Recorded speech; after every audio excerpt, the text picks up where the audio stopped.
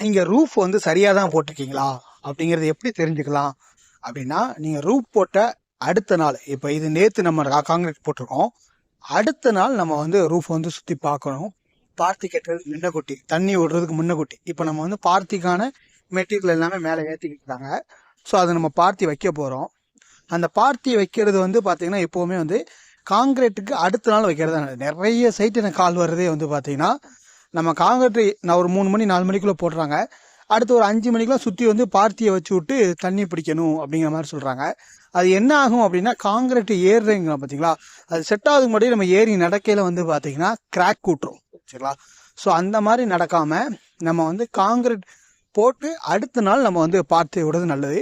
பார்த்தி விடுறதுக்கு முன்னாடி கம்ப்ளீட்டாக நினச்சிடணும். எப்படி நினச்சிருக்கோம் பார்த்தீங்களா? ஸோ அந்த மாதிரி நினச்சிட்டு நம்ம வந்து பார்த்தியை விட்டுட்டு, அந்த பார்த்தி செட் ஆகினதுக்கு அப்புறம் நம்ம அது செட் ஆகுற டைம் ஒரு 4-5 மணி நேரம் கழித்து நம்ம வந்து உள்ளே போகிறோம் தண்ணியை வந்து பரத்தி விட்டுடலாம்.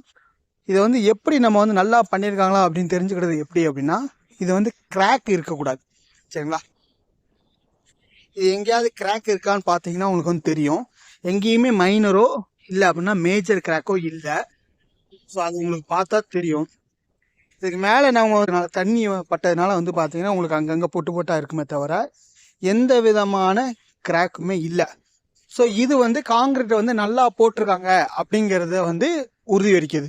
இதே இது உள்ளே கொடுக்க ஸ்டீல் எல்லாம் கரெக்டாக போட்டிருக்காங்களா செக்டரல் படி அப்படின்னா உங்களுக்கு வந்து எப்படி தெரிஞ்சுக்கலாம் அப்படின்னா, நீங்கள் நடக்கையில் வந்து டொங்குன்னு சவுண்டு கேட்கக்கூடாது. சரிங்களா? அதிர்வு இருக்கக்கூடாது கீழே. அந்த மாதிரி அதிர்வு இருந்தது அப்படின்னா அது வந்து ஸ்ட்ரக்சரல் படி ஸ்டீல் எல்லாமே ப்ராப்பராக போடலை அப்படிங்கிறத தெரிஞ்சுக்கலாம். சரிங்களா? இதெல்லாம் ப்ராக்டிக்கலாக நம்ம வந்து கரெக்டாக இருக்கா இல்லையா அப்படிங்கிறத செக் பண்ணுற மெத்தடு.